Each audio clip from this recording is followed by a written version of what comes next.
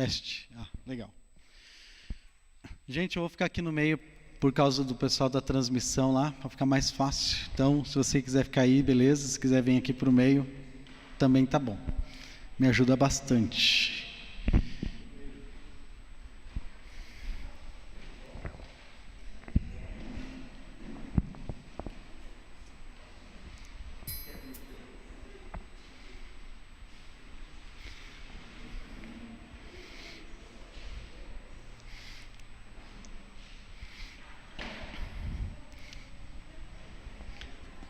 Tem uma vovó feliz aqui, né? Muito bem, vamos orar? Obrigado a Deus por esse tempo precioso que temos, onde podemos aprender da sua palavra, podemos estudar e juntos, ó Deus, crescer mais no conhecimento do Senhor, da sua vontade. Nos ajuda, ó Deus, agora através do teu Santo Espírito, nos dando entendimento para aproveitar bem esse tempo. É isso que eu peço ao Senhor, agradecido por cada um que está aqui, aqueles que estão vindo, também aqueles que poderiam estar, não estão, por um impedimento, que o Senhor esteja com cada um deles. E também, ó Deus, eu peço por aqueles que estão fracos, desanimados, que o Senhor toque em seus corações, para que eles possam voltar e participar ainda do culto hoje à noite, no tempo de adoração do Senhor. É isso que pedimos, agradecidos em nome de Jesus. Amém. Muito bem. Estamos fazendo uma série de estudos chamada Alicerces da Fé, e o objetivo primeiro é ajudar você a conhecer esse material, se você ainda não conheceu. Realmente ele é para ser uma matéria introdutória na igreja. A ideia é que essa matéria fique cíclica, ela sempre vai ter a classe de alicerces na fé. E a ideia é que quando você convida um amigo, um visitante, um familiar, e ele venha para a igreja, muitas vezes a gente tem a classe, os assuntos que estão sendo tratados, e às vezes é difícil para o visitante chegar e pegar um assunto no meio, né? Vai pegar lá 1 Coríntios capítulo 5, aí ele não tem contexto, fica completamente e sem muito como aplicar. Então a ideia é que ele pode vir em qualquer uma das lições. Você está notando que cada lição é bem individual, e a ideia é que ele possa fazer aquela lição, e se ele perder a lição 4 ou 5, ele vem na 6, não tem problema. Aí quando chegar na 10ª lição, ela vai repetir de novo. Então ela pode ir somando esses materiais, e aí nisso ajuda ela a ter, nessas 10 lições, a oportunidade de conhecer mais a igreja, conhecer o que a gente ensina, o que é pregado na igreja, poder pegar um pouco mais de contexto. Outra coisa também, segunda intenção de dar esse estudo, é que você possa ter esse material para você dar no seu discipulado. Às vezes você quer, eu quero dar um discipulado, tem um amigo, um familiar, talvez você já deu o estudo de João, já teve Crescendo na Salvação, que são aquela série de lições, e você quer ter mais um material. Então a ideia é que você vê que ele é bem simples, né? Tem as respostas aí sempre no final da folha, então a pessoa você pode fazer junto com ela, você pode dar a folhinha para ela responder, e depois você junto corrigir com ela. Então a ideia é ter um tempo junto com aquela pessoa. Mais do que o estudo em si, é você ter aquele processo de discipulado, que talvez ele nem é crente ainda, não é salvo ainda, mas você está tendo aquele contato, está tendo aquele relacionamento, aquela aproximação, né? Como a gente geralmente diz, está ganhando a pessoa para você, para depois ganhar para Cristo, e esse processo também é importante, e às vezes ali onde você vai tirar muitas dúvidas, vai aproveitar esse tempo para conversar com a pessoa, coisas que nem sempre dá quando a gente está num ambiente de igreja, né? Às vezes a pessoa vem, ela não vai se sentir constrangida ou com dúvida de fazer pergunta, quando numa conversa pessoal você consegue ter muito mais liberdade, muito mais interação. Então nós vimos até agora na lição número 1, a gente falou sobre a Bíblia, e qual é um elemento importante que você considera se tudo que você discutir sobre a Bíblia, essa é uma informação que você não pode esquecer, que você acha que é super importante para conversar com a pessoa. Na lição número 1, o que você acha? Ok? A Bíblia é a palavra de Deus. Eu estava pensando justamente isso. Ela não se torna a palavra de Deus, né? Ela não é uma palavra de Deus, né? A palavra, ela é a palavra de Deus, completa, total. Então essa é uma ideia principal. Se mais nada você conseguir lembrar, pelo menos essa ênfase é bem importante que você tenha com ela, porque tudo que você vai desenvolver depois vai depender disso. Quando a gente falou sobre o pecado, qual é um elemento que você acha que é fundamental, que não dá para esquecer quando trata sobre pecado. Na lição número 2.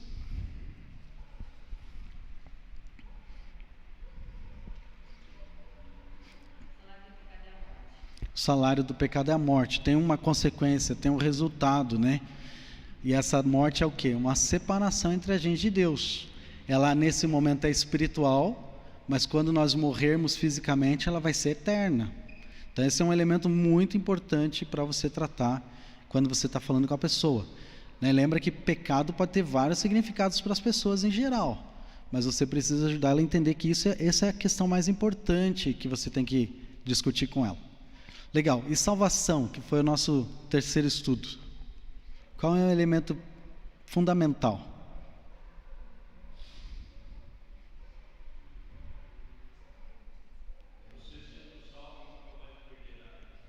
Ok, uma vez salvo para sempre.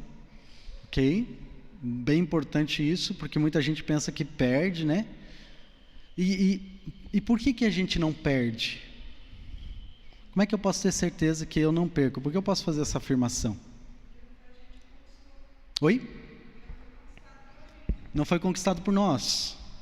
Então quem que conquistou isso? Jesus Cristo. Então é muito importante você colocar isso como centro. A salvação é uma pessoa. É feito por aquilo que Cristo fez. A salvação não é algo que eu faço. Salvação não é algo que eu tenho mérito.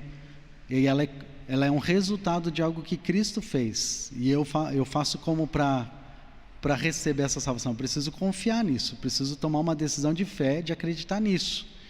Então isso é importante por quê? Porque a gente tem muito tipo de fé nesse mundo. Tem a fé intelectual, eu sei que Deus existe, eu sei que isso é bom. Tem a fé momentânea, que a gente falou do tipo que é oferecido pelas igrejas em geral, né? No nosso tempo, né? O estilo de evangelicalismo que a gente está tendo. Você precisa aceitar Jesus para Ele salvar você da dívida. Você precisa aceitar Jesus para Ele salvar você da doença. Então, são coisas que Deus responde em nossas orações, mas são temporárias. A gente chama de fé temporal, tem a ver com essa vida. Quando estamos falando sobre salvação, nós estamos falando da salvação eterna. Então, estou falando da fé salvadora. Então, esse é um tipo de fé bem específico, não é só para resolver os problemas, embora Deus nos responde, mas Deus quer resolver o maior problema do homem, que é o quê? O pecado, que a gente estudou na lição 2. Que você termina a lição 2 numa expectativa de como é que eu resolvo esse BO? Eu estou separado de Deus, estou morto, como é que eu faço? A lição 3 vem para ajudar a resolver isso. Deus, através de Jesus, Ele criou uma ponte. Por isso que eu posso ter certeza de vida eterna, porque não é algo que vem de mim, não é algo que a minha igreja oferece, é uma coisa que Deus está dizendo na palavra dele. Então, isso é importante porque vai chegar para essa questão. Já que a gente está falando tanto sobre Deus, quem é Ele? E aí você tem a lição número 4. Olha aí na sua folha, Deus. Estamos falando sobre Deus o Pai aqui. Embora eu estou colocando Deus o Pai, a gente vai tratar depois mais sobre o Espírito Santo, sobre Jesus, de uma forma mais específica, e tem os outros estudos que a gente fala sobre isso. Mas quando a gente está falando sobre Deus, a teologia propriamente dita, estudo sobre Deus, eu estava falando essa semana com o pastor antes dele viajar, né? Eu não sei se não é pecado a gente fazer isso. Porque o assunto de Deus é tão rico e é tão extenso. Eu tenho livros e livros e livros que tratam sobre Deus, a teontologia, o estudo sobre Deus, a pessoa de Deus, a natureza, que isso aqui é tão... é nada, né? Mas ainda assim é o necessário. Lembra que você está buscando ajudar aquela pessoa que ela nunca teve contato.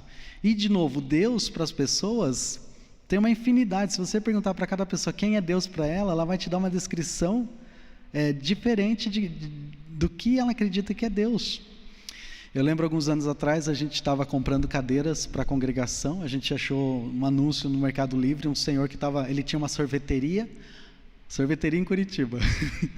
Aí você sabe que ele estava vendendo as cadeiras, né?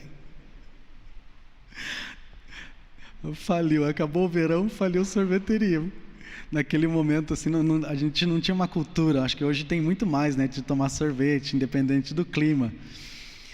Mas aí, para o nosso bem, ele estava vendendo 50 cadeiras da sorveteria que ele tinha. Daí, quando a gente foi lá buscar a cadeira, que a gente fez a ligação e tudo, eu cheguei para ele, conversando com ele, ele falou que ele era da Seishonoye, que é um grupo, né, de religião.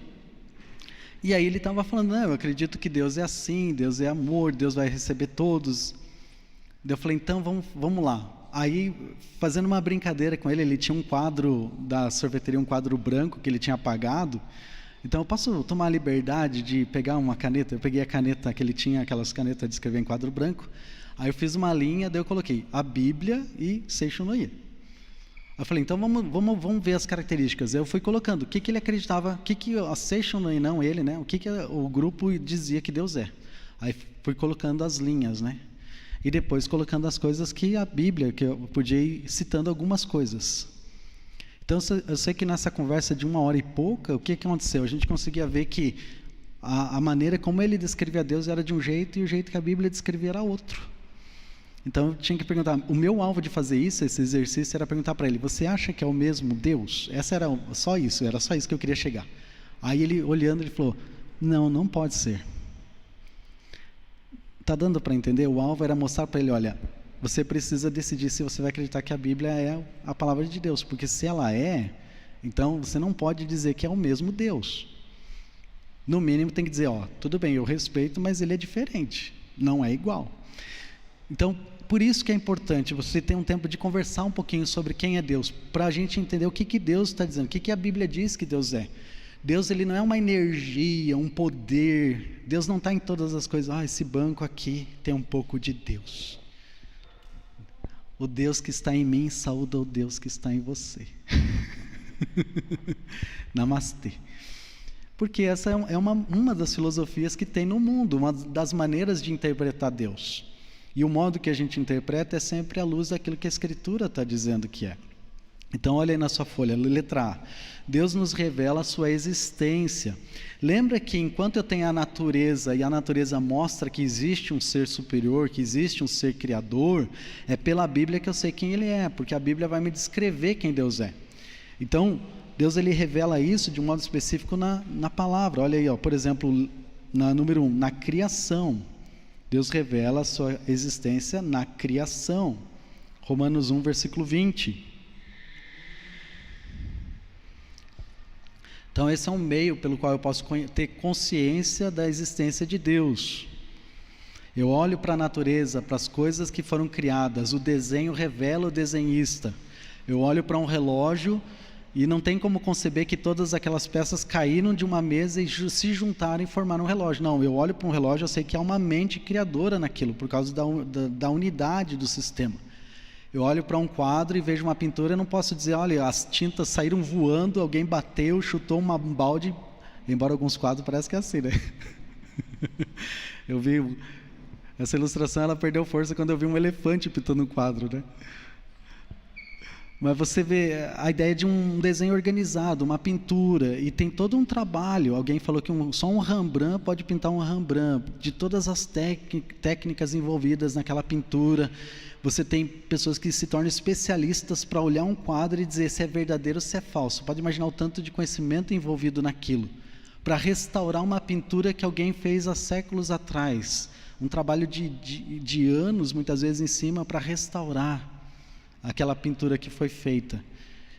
E aí a mesma coisa, você olha para toda a natureza, toda a criação e vê toda a unidade que existe. Isso só mostra que tem uma mente criadora em tudo isso. Número 2, no coração do homem, ou seja, na consciência, no coração. A nossa mente, ela revela que há, por exemplo, a ideia de moralidade, certo, errado, justo, verdadeiro, o bom e mal. Da onde que vem esses conceitos? Que matar é errado, que roubar não é correto, que me apropriar de algo que não é meu não é certo. Então isso vem da onde? Da onde que vem essa consciência moral? Esse é um reflexo da imagem de Deus, é o imago Dei que a gente chama, a imagem de Deus, que por causa do pecado acabou sendo afetada, manchada, mas ela ainda está lá. Ela ainda existe em todos os seres humanos, em todas as pessoas.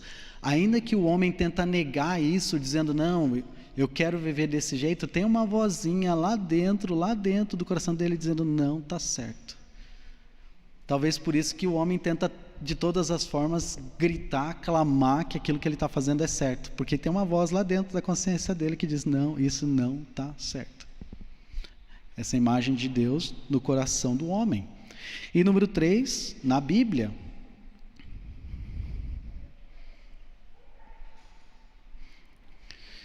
Então dá para a gente dividir rapidinho para pegar essas 3 referências, para a gente não perder aqui muito tempo. Romanos 1:20, quem pode ler para nós? Romanos 1, versículo 20.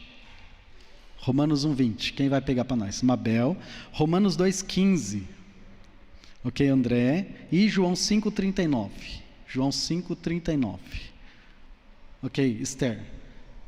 Então vamos lá, primeiro na criação. É interessante que a própria Bíblia afirma sobre isso, né?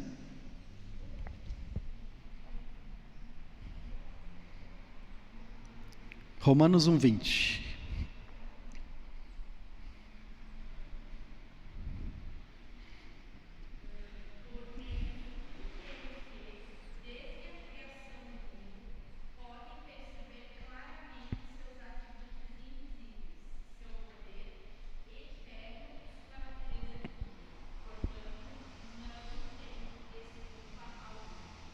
Então, Paulo está dizendo em Romanos que não tem desculpa porque a natureza mostra que existe um Deus.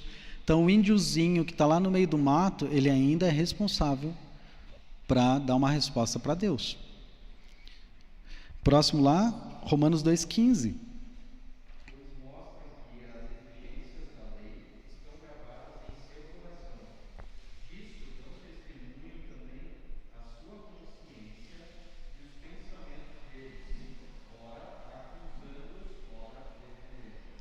Então nota que é tão claro, né? Romanos 2:15 fala da consciência acusando, defendendo, mostrando para o homem a culpa sobre a respeito da verdade. E o último lá, João 5:39.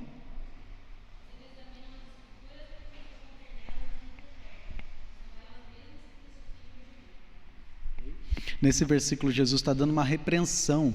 Então ele está dizendo para os fariseus, ele fala assim, examinais as escrituras, porque vocês julgam ter nela a vida eterna, e são elas que testificam de mim. Então é interessante para ver essa maneira como Jesus está falando para eles, que eles estão olhando para a palavra e é para ela estar apontando para ele, mas eles não querem aceitar isso. Interessante, né? Algum comentário sobre essa primeira parte? Um complemento? Algo que você está lembrando que eu não estou lembrando de mencionar?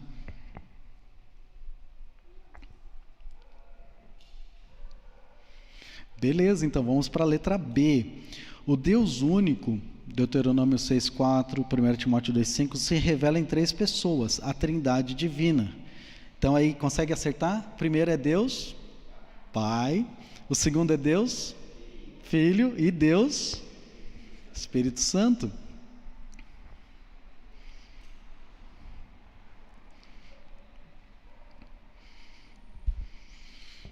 Então vamos pegar essas referências e a gente já discute um pouquinho sobre isso. Primeiro é Romanos 1:7, ok, obrigado, Jô. 2 Pedro 1:1, 2 Mabel e Atos 5:3 e 4, ok. Então vamos lá. Romanos 1:7 falando sobre Deus Pai.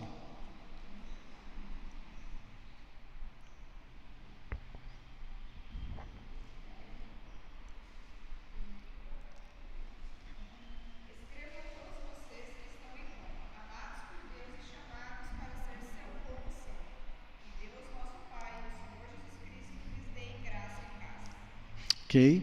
Então o apóstolo Paulo está dando a introdução para a carta aos Romanos, ele fala sobre esse Deus Pai e Jesus Cristo. Então nota como ele faz essa ênfase, né? Nessa divisão da Trindade. O segundo lá, 2 Pedro 1:1.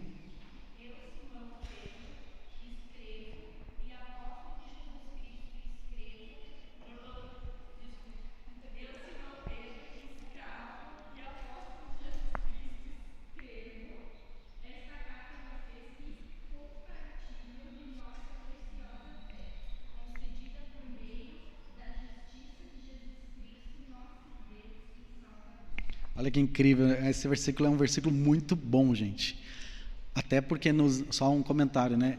Na Bíblia dos Testemunhos de Jeová, eles mudaram vários versículos, colocando Jesus como um Deus. Este é um Deus. João 1:1. No princípio era um verbo, e o verbo estava com Deus, e o verbo era um Deus. Eles mudaram ali, colocaram, em vez do artigo definido, eles colocaram um artigo indefinido. Mas eles não mudaram nesse versículo. Então, na Bíblia deles, você pode ir direto para esse versículo. Muitas vezes eu já fiz isso. Você vai direto para esse versículo e aí eles ficam... Eu não faço... como é que eu faço? Eu faço pergunta. Eu falo assim, olha, me explica para mim. Você diz que Jesus é um Deus? Sim. Aí vamos para esse versículo. Como é que você explica 2 Pedro 1:1? Lembra que é bem fácil de ver, né? 2 Pedro 1:1. E aí eles leem aquele versículo e é tão incrível, porque... De novo, ainda são pessoas que precisam de Cristo, tá? Não pense em pessoas assim como você está contra elas. Não, você está ali porque elas estão sendo enganadas. Então, eu quero mostrar esse versículo para resgatar aquele coração, dar um choque. Muitas vezes a pessoa está lendo e ela lê de novo e fala, eu não tinha visto isso. Então, é ali onde você começa o evangelismo. Você quebra, tira o telhado dela. Esse é um argumento que o Schaeffer diz. Você tira o telhado. E aí o que ela vai fazer quando vem a tempestade? Ela vai procurar outro abrigo. E ali é onde você vai começar a poder mostrar para ela. Então isso é um versículo muito bonito. Porque ele faz a afirmação de Cristo e chama Jesus de Deus, né? Próximo lá, Atos 5, 3 e 4. Disse então Pedro, Ananias, quem encheu Satanás no seu coração para que mentisse ao Espírito Santo e recebesse parte do Cristo da herdade? Guardando-a, não ficava para ti? E vendida não estava o teu poder? Por que formaste este desígnio no teu coração? Não mentiste aos homens, mas a Deus. Então olha que incrível esse versículo, porque ele fala que eles mentiram para o Espírito Santo, e no final ele fala, vocês não mentiram, vocês mentiram para um homem, vocês mentiram para Deus, porque ele começou falando que é o Espírito Santo, e ele completa dizendo que o Espírito Santo é quem eles mentiram, é Deus, né? Então, muito bem, embora a gente possa entender de modo mental essa divisão do Pai, do Filho e do Espírito Santo, você precisa compreender que essa é uma verdade que a gente chama ela é supralógica, tá?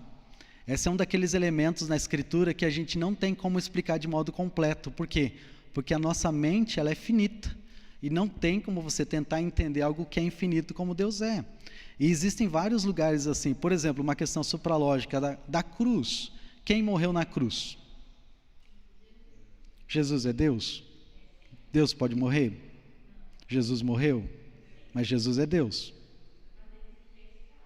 Mas quem morreu na cruz então? Verdade supralógica, a gente não tem como explicar. Por quê? Porque Deus tem que ter morrido ali. Mas Deus não pode morrer. Está vendo a tensão? Quando Jesus se fez carne, ele se esvaziou da divindade. Ele deixou de ser Deus? Mas ele se esvaziou. Mas ele é um só com Deus. Como é que ele se tornou carne agora?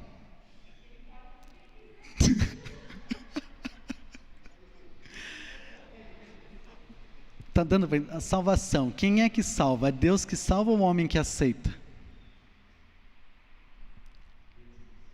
O pastor Paulo está onde quer que ele esteja agora, está dando coceira na nuca dele. Está falando, acho que está acontecendo alguma coisa na igreja. Ele está olhando para a dona Eunice falando, nega, acho que tem uma coisa errada. Não devia ter saído de férias. De novo, gente, é uma verdade supralógica. A Bíblia ensina as duas coisas. A Bíblia ensina que eu aceito Cristo, que eu preciso tomar uma decisão, mas a Bíblia também diz que Deus é quem salva. Então, embora para a gente parece que tem tensões, você precisa entender que não são verdades ilógicas nem lógicas, elas vão além da nossa compreensão de entendimento. Faz sentido para você? A trindade é essa questão, ela é uma verdade supralógica, não tem como eu explicar para você como é que é um Deus, mas três pessoas. Para você ter ideia, os reformadores, Calvino e Agostinho, Lutero tem uma frase que ele diz assim,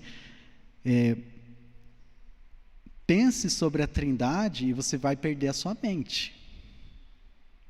Não pense sobre a trindade e você vai perder a sua alma. Deu para entender? Ou seja, se você ficar pensando, tentando entender, isso vai além da nossa capacidade de compreensão daquilo. Porém, a gente ainda precisa pensar em um determinado limite, por quê? Porque isso envolve a nossa salvação. Então, o que eu quero mostrar com isso é, uma boa maneira de você ilustrar isso é a questão da natureza. por exemplo, no nosso a lição, que antigamente a gente tinha uma outra ilustração no Crescendo na Salvação, quando falava sobre Deus. Eu usei muita coisa. Eu já usei o ovo para ilustrar a Trindade. A casca, a gema e a clara. Mas quando você chega lá, você vai fritar alguma coisa, você fala assim, faz para mim uma gema e uma clara. Não, você fala o quê? Faz um ovo para mim. Mas você já viu alguém jogar a casca com tudo na frigideira? Não. A pessoa sempre separa, porque ela entende que o ovo é uma unidade. Essa é a ideia de ênfase aqui. Mas ela é uma ilustração limitada. Por quê? Porque a casca é casca, a gema é gema, a clara é clara. São 3 elementos diferentes. E quando você fala sobre Deus, ele é uma natureza só. Ele tem uma substância só. Então, a melhor ilustração que a gente encontra é a própria água. Por exemplo, a água ela pode ser encontrada em que formas? Sólido, líquido e gasoso. Quando a água está no estado sólido, qual que é a composição molecular dela? H2O. Então, é uma molécula de oxigênio e 2 de hidrogênio. Quando ela está no formato de vapor, a composição é a mesma, né? E quando ela está no estado líquido? A água pura, né? Porque a água tem H2O mais, um monte de coisa arada dentro, né?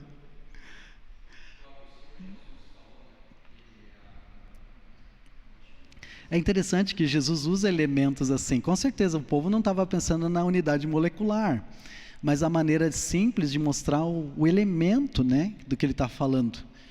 E é tão interessante para pensar como a água, H2O, ela é a mesma natureza em qualquer estado. Deus é a mesma coisa.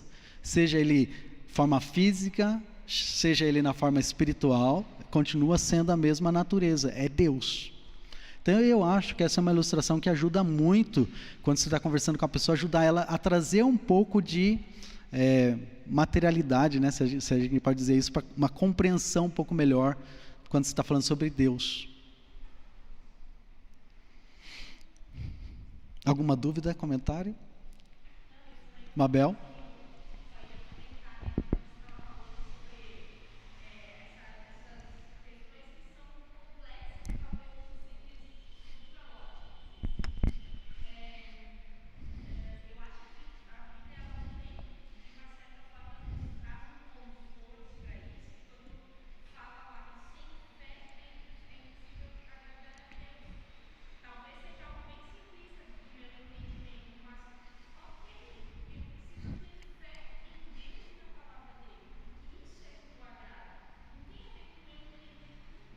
Uhum.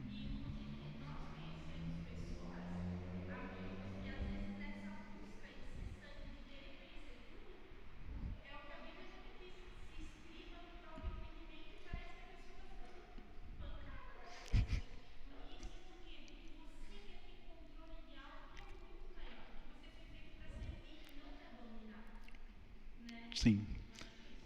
Sim, a coisa é que, como eu falei para vocês no estudo passado, a gente está dividindo esses assuntos em caixinhas.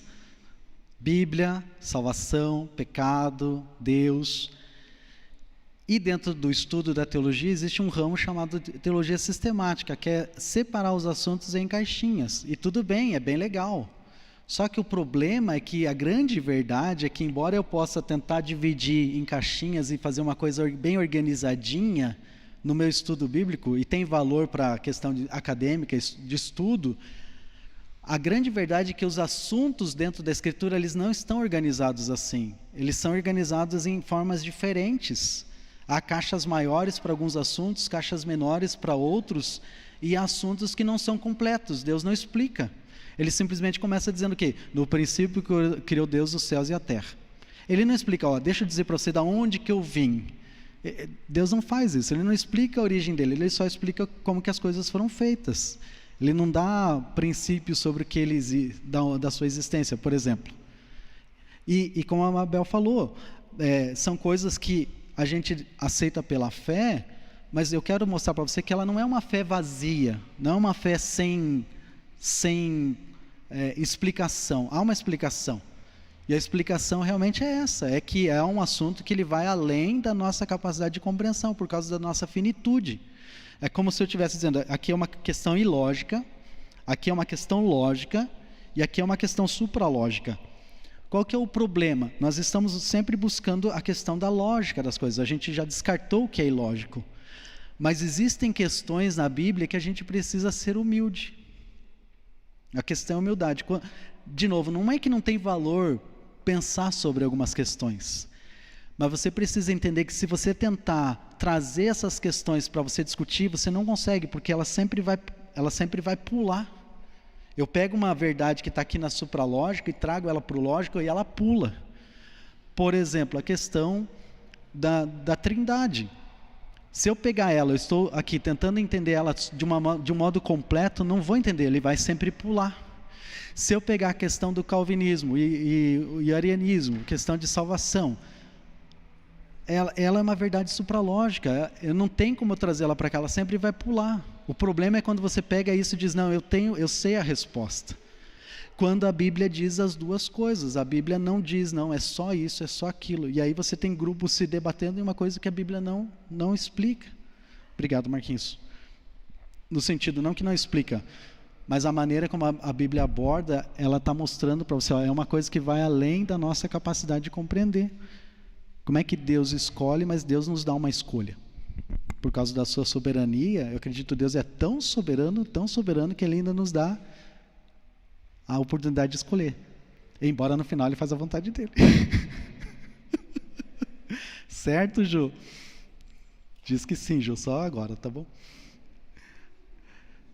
De novo, gente, eu acredito que Deus faz essas coisas para nos ajudar a buscar, compreender, melhorar a nossa mente, nosso pensamento, deixar ele mais apurado, mas ainda a gente precisa ser humilde, porque Deus não é uma coisa que você vai conseguir explicar.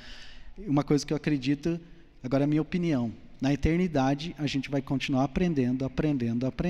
Nós nunca vamos ser como Deus, porque se a gente souber tudo, a gente vai ser como Deus, e não é isso que a Bíblia ensina. Eu acredito que a gente vai passar a eternidade aprendendo. Então, vai ter muito mais coisas que a gente vai poder aprender sobre Deus, que vai ser incrível. Letra C, a natureza de Deus. Então, a gente acabou de falar sobre isso, né? Essa questão da natureza, do ser. Então, número 1 lá, Deus é uma pessoa. Número 2, Deus é espírito. Número 3, Deus é eterno. E número 4, Deus é imutável. Deixa eu ver se tem mais uma coisa aqui. Tem mais alguns ali atrás, né? Número 5, virando a folha, Deus é onisciente. Número 6, Deus é onipresente. Deus é onipotente. Número 8, Deus é fiel. Número 9, Deus é amor. Número 10, Deus é justiça. Número 11, Deus é fogo consumidor. São só essas? Não, tem mais. Tem mais alguns atributos que a gente poderia dizer, chamar de atributos, algumas particularidades do ser, da pessoa de Deus, que a Bíblia nos revela sobre isso. Esses atributos, então, por exemplo, alguns dizem que gira em torno de 13 a 14. Eu tenho alguns autores que falam que tem 24 atributos, mas eu acredito que alguns são só desdobramentos do mesmo atributo. Eu acho que tem um aqui que não aparece, né? Por exemplo, Deus é vida, Deus é um. Então, também tem essas afirmações na Escritura. Mas o que é bem importante para você entender é que os atributos de Deus, eles podem ser divididos em 2 grupos. Tá? O primeiro grupo a gente chama de atributos não transmissíveis e o segundo, os atributos transmissíveis. Embora a gente, depois da pandemia, são palavras que às vezes é meio ruim de usar, né? Porque dá uma outra ideia de uma coisa ruim. A verdade é que existem alguns atributos que são peculiares a Deus, faz parte da sua pessoa, ele não transmite, ele não compartilha, ele não divide isso com ninguém. Por exemplo, onisciência, onipotência, onipresença, são os homines, né? Aquilo, Deus é tudo, Deus é todo poderoso, Deus é todo presente, Deus é todo sábio. Deus, ele nunca para pensar alguma coisa, ele nunca para, peraí, deixa eu lembrar o que aconteceu, 25 de maio de 1912, às 3 horas da tarde. Não, Deus, ele não para lembrar. Deus sempre sabe tudo, sobre tudo, o tempo todo. Sobre todas as coisas. Então, só para você gastar tempo pensando sobre isso já é, por si só, muito, muito legal de pensar. onipresença significa que Deus está em todo o tempo todo, em todos os lugares, não só do nosso momento agora, como aqui conosco, como com a sua família, com a sua casa, os seus familiares, mas Ele está não só do outro lado do planeta, mas Ele está em todo o tempo da história também. Então, em todo momento da história. Por isso que algumas vezes, quando a Bíblia fala sobre o futuro, futuro profético, Deus fala como passado algumas coisas, por exemplo, para Isaías, que ainda vão ser futuro para acontecer na história. Quando a Bíblia fala, por exemplo, que nós já estamos reinando com Cristo, Ele já nos vê reinando junto com Ele, mas a gente está aqui ainda. Então, são coisas que para Deus, para Ele já está acontecendo, já aconteceu. Então, de novo, são coisas que se você ficar pensando, deixa a gente meio doido, né? Sobre como que, por exemplo, Jesus fala que Isaías viu Ele glorificado. Quando é que foi que Isaías viu Jesus glorificado? Qual é o momento do ministério de Isaías? Isaías capítulo 6. Fala que ele olha para o trono e vê alguém sentado lá. Mas espera aí, Isaías viveu antes de Jesus nascer, né? Mas como é que Isaías viu Jesus glorificado? Ou seja, depois da cruz. Antes dele ir para a cruz? Que loucura, né? Mas esses são atributos que Deus não compartilha. Agora, existem atributos que Deus compartilha. Por exemplo, o amor, que a gente pode sentir. Nós sentimos amor porque Ele nos amou primeiro. Deus, Ele compartilha conosco. Nós podemos recebemos de Deus desse compartilhar dEle esses atributos também. Que vem dEle, né? Por exemplo, fidelidade, justiça, conforme a gente tem na folhinha aí. Então, são alguns dos atributos que a gente reflete, na verdade é a palavra, né? A gente reflete porque nós somos a imagem criada de Deus. Quando Deus fez o homem, Ele fez distinto da criação. Então, isso é o que nos difere dos animais, essa consciência do certo e errado, do justo, do correto. O animal, ele é por instinto, você dá comida para ele, ele vai te tratar bem. Se você não dá comida para ele, você esquecer de dar comida para ele, uma hora ele vai... Tem uma história de uma senhorinha um tempo atrás, que ela tinha vários cachorros e gatos. Aconteceu alguma coisa dentro da casa dela, talvez teve um mal súbito, ela desmaiou, talvez morreu, e a casa ficou fechada por um bom tempo, e aí os vizinhos começaram a sentir cheiro ruim, foram lá, chamaram a polícia e tudo, os bombeiros foram abrir, ela tinha morrido, mas os cachorros comeram ela, os gatos, os animais. Por quê? Ele é um animal, ele estava com fome. Talvez no começo ele estava lá preocupado com aquele ser que alimentava ele, que cuidava dele, mas depois isso virou o quê? Necessidade. Ele fez aquilo que ele faz por instinto. André.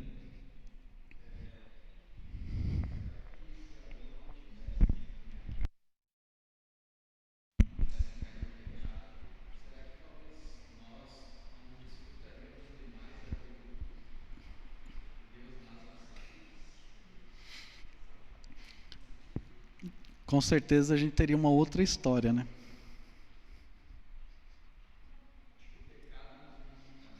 Com certeza. Eu acredito que quando Adão pecou, a qualidade, talvez não naquele momento, mas toda a descendência da raça humana decaiu, tanto na qualidade de vida quanto nos sentidos. Tem um trabalho que eu fiz um tempo atrás, que eu falo sobre o resgate dos sentidos. Adão, eu acredito que ele podia olhar certas coisas, sabe, não sei se alguém vai lembrar, existe um filme, uma série bem antiga, chamado O Homem de $1 Bilhão. Alguém lembra disso? Quem riu lembra, né? A mulher biônica. Então, eles eram pessoas que sofreram um acidente, daí usaram a última tecnologia e colocaram itens, né? O braço forte, a perna, a mulher que corria, pulava muro, e um deles tinha um olho biônico, daí ele olhava as coisas e a coisa ia ampliando, ele conseguia ver coisas micrômicas. Agora, minha opinião, eu acredito que depois que a gente tiver redimido, nós vamos poder restaurar algumas dessas coisas que foram perdidas em Adão. Capacidade mental, capacidade intelectual, capacidade de percepção de cheiros que a gente não sente mais, gosto que a gente não sente mais. E isso não é difícil. Você vê um cachorro, o cachorro ele sente 50 vezes mais cheiros do que a gente sente, gosto de muito mais formas do que a gente sente. Então, o que a gente acha que é bonito hoje, que você acha que é belo, é bem interessante você ver isso no processo de envelhecimento. Tem 3 quadros de Rembrandt, isso é bem legal. Rembrandt não, Monet. São 3 períodos, chamados 3 períodos de Monet. Você pode achar isso no Google, você põe lá, 3 períodos de Monet. Ele fez isso, um teste com ele mesmo, uma experiência que ele fez. Ele pinta um quadro na primeira fase da vida dele, na juventude, é um lugar onde um lago, e os tons são bem azulados. O segundo período, quando ele está mais velho, os quadros são mais amarelados, os tons são mais amarelados, o mesmo quadro, mesma paisagem. E terceiro, quando ele está mais velho, mais idoso. E aí os tons são mais avermelhados, mais escurecidos, mais opacos. Isso mostra o quê? A decadência da visão. Ele foi perdendo qualidade. É a mesma coisa. É uma coisa que você talvez não percebe muito, porque não é uma coisa que acontece da noite para o dia, a não ser que quando acontece um acidente. Mas no processo da gente de envelhecendo, a gente vai perdendo essa cognitividade, esse entendimento, que eu acredito que é por causa do pecado, do envelhecimento.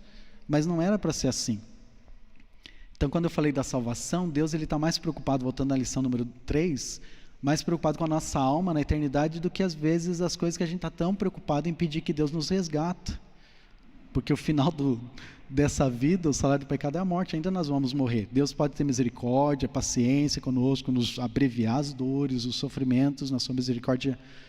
Mas esse não é o fim em si mesmo. Deus tem um propósito maior nas coisas. Então, eu acredito que sim, André. Eu acredito que podia ser uma outra história se Adão não tivesse pecado. Talvez teríamos uma outra... Mas qual que é a dificuldade? A dificuldade é que a Bíblia fala que isso já ia acontecer. Por quê? Porque Cristo ele foi crucificado antes da fundação dos séculos. Então, Deus já sabia que o homem ia pecar. Então nós entramos naqueles círculos de, cara, como é que pode, entendeu? Isso só mostra o quê? Ficar maravilhado com a sabedoria de Deus, e dizer, como diz o apóstolo Paulo, né? As maravilhas insondáveis de Deus, oxalá, como Deus é maravilhoso.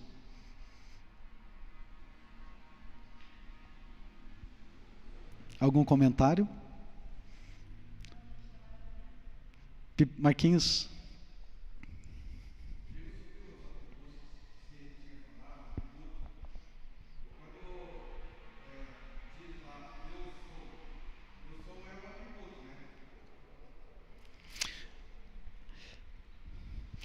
É um reflexo do atributo de vida que Deus tem.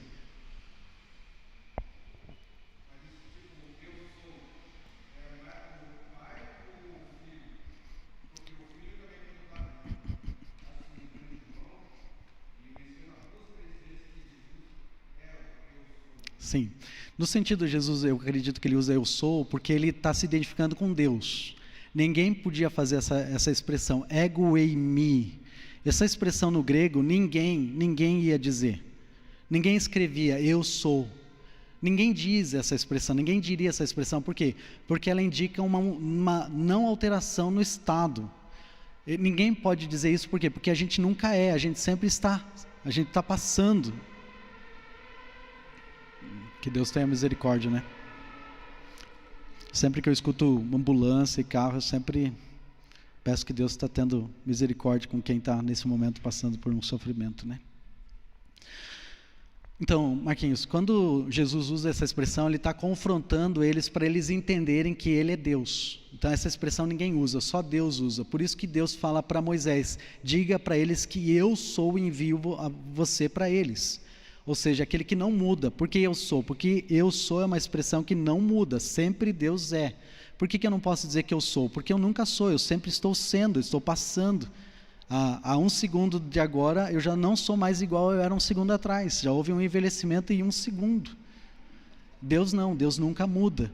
Por isso, quando Deus fala, eu sou o Deus de Abraão, Isaac e Jacó, o tempo presente, porque para Deus eles continuam vivos, embora para nós eles já tenham morrido. Então essa expressão indica essa vida, essa eternidade de Deus, é um dos atributos de Deus, por isso que ele pode dizer eu sou. Então quando Jesus fala eu sou, realmente ele podia dizer, embora a gente tenha um processo também, Jesus também envelheceu.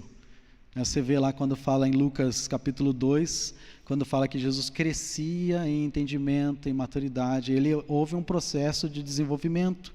Ele teve que, de bebezinho, se tornar uma pessoa adulta. Então havia um processo de envelhecimento ou de amadurecimento que ele teve que passar. Porém, a Bíblia diz que ele entregou a sua própria vida, ou seja, se Jesus não quisesse ter morrido, ele podia estar vivo até agora. Elvis. E a Bíblia diz que quando ele diz, eu entrego o meu espírito, é porque ele decide dar da sua própria vida, porque ele tinha condições de fazer isso. Nós não temos isso. Então, aqui nesses atributos, tem alguma pergunta, alguma dúvida sobre esses atributos de Deus? Então, sobre cada um deles dá para a gente fazer... cada um deles dá um livro, cada um deles dá para discutir, cada um deles tem aplicações bem pertinentes para nós, que a gente poderia colocar. Por exemplo, vamos pegar só o número 1. Deus é uma pessoa. Por que isso é importante? Como é que isso aplica de modo prático para nós? O fato de Deus ser uma pessoa.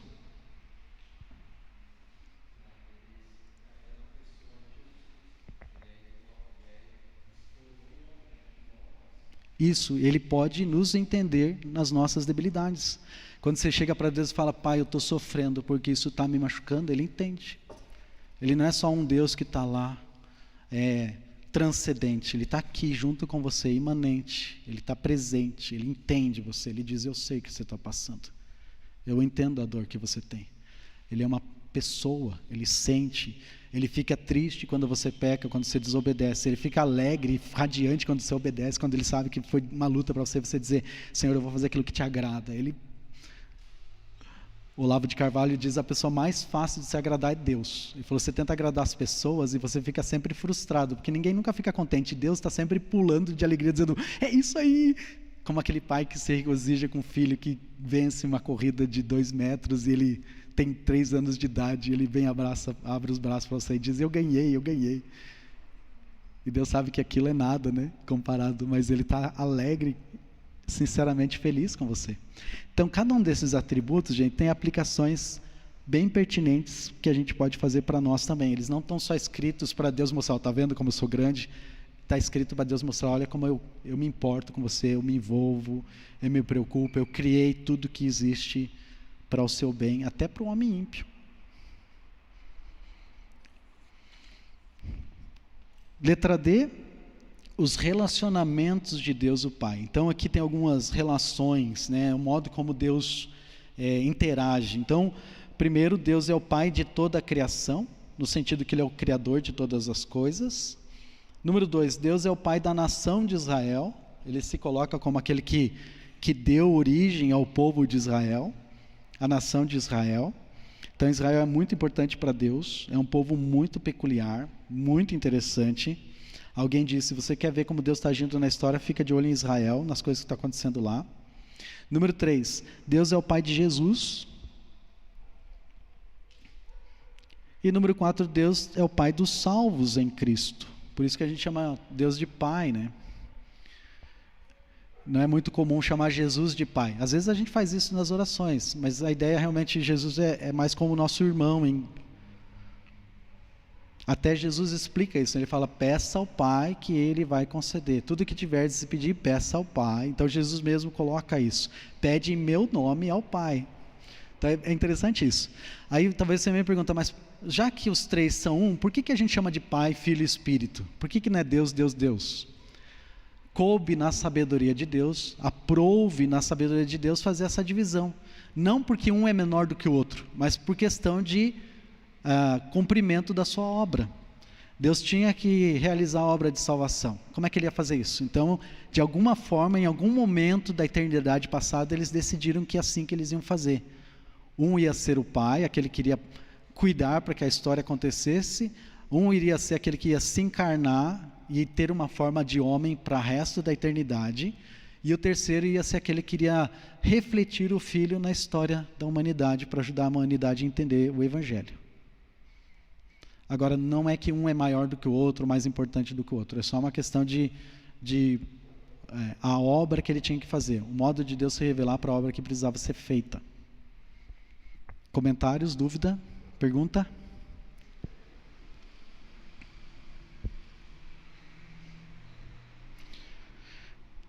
E ali no final, conseguiu pegar todas as palavras ali das letrinhas? Então a primeira é Israel, segunda é Jesus, terceiro salvos. Talvez uma pergunta ali, mas eu coloquei que Deus é o pai dos salvos. E os incrédulos? O que Deus é deles? Criador. Então todos os seres que existem são criaturas. Mas se tornam filhos quando confiam no Evangelho, entendem o Evangelho e confiam em Cristo como Salvador. Então ali Deus odeia o pecado, mas ama o pecador.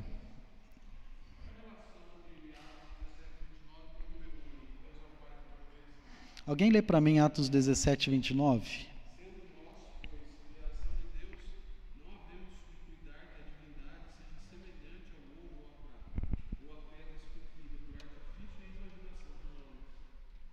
Ok, parece que Paulo está ajudando eles a entender, e parece que existia já essa ideia de que toda a natureza, as coisas que estão existentes, tem um pouco de Deus, né?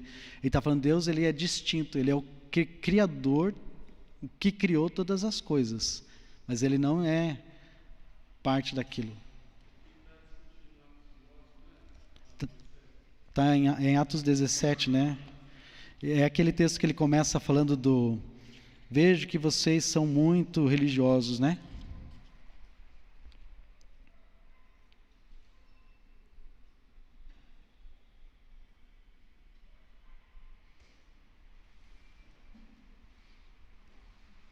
Isso. Versículo 16. Enquanto Paulo esperava por eles em Atenas, ficou muito indignado ao ver os ídolos por toda a cidade. Por isso ia à sinagoga debater com os judeus e com os gentios tementes a Deus, e falava diariamente na praça pública a todos os que ali estavam. Então, Jesus está ajudando eles a entender Paulo está ajudando eles a fazer essa relação, porque eles não tinham esse aspecto, né? Esse entendimento de Deus como pessoa e da relação deles na criação. Lembra que o ponto de vista grego sobre a criação era diferente. Tinha aquela coisa dos deuses que se devoravam um ao outro e criava um Deus, e daí daquele Deus tinha outros filhos e filhas. Então havia toda... Não, ele fala, não, Deus é um só. Ele é o criador, ele é o gerador. Então a ideia de pai no sentido de gerador de todas as coisas que existem. Não sei se era essa a pergunta, ou se ajudou, ou...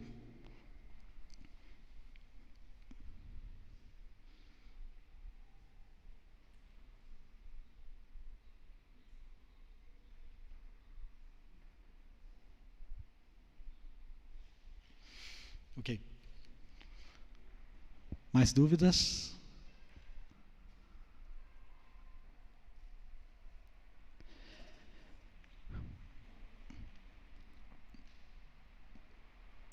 Então, uma coisa legal quando você dá discipulado é que vai ter muitas perguntas. Então, você sempre pode dizer, olha, não sei, nunca pensei sobre isso. Mas é uma coisa legal para você mostrar para a pessoa que você está pronto a aprender também. Então, tem muitas vezes, muitas situações que a gente está dando discipulado, e às vezes a pessoa pergunta uma coisa que você nunca pensou. Ou, às vezes, o versículo não ajuda também. Às vezes, a maneira como foi escolhido o versículo, a gente tá, como eu falei na primeira lição, a gente está sempre melhorando para pegar os versículos que são mais claros, né? Às vezes a gente pega um versículo que parece que é claro na hora que a gente escolheu, mas depois... Então, por isso, mesmo quando você fizer discipulados, marca aqueles versículos e me ajuda, me manda para mim, dizendo, pastor, esse versículo aqui acho que está errado, esse versículo aqui não está. E a gente vai sempre melhorando, né? Muito bem, gente. Obrigado pelo seu carinho. Vamos orar. E semana que vem a gente continua. Obrigado a Deus por esse estudo tão precioso. Paramos para meditar na sua pessoa. Obrigado a Deus pela sua misericórdia conosco, em nos ajudar a crescer no entendimento do Senhor, um assunto que é tão rico, nos ajuda a ter o temor do Senhor naquilo que nós falamos quando estamos vivendo em nosso dia a dia, compreendendo que o Senhor é presente em nosso dia a dia também, e somos, ó Deus, sempre, nossa vida sempre está à luz do Senhor em tudo aquilo que nós fazemos. Então, na sua misericórdia e graça, nos ajuda a servirmos ao Senhor naquilo que o Senhor nos permite fazer. Abençoa, Deus, agora o nosso culto, nosso tempo de adoração ao Senhor, de louvor.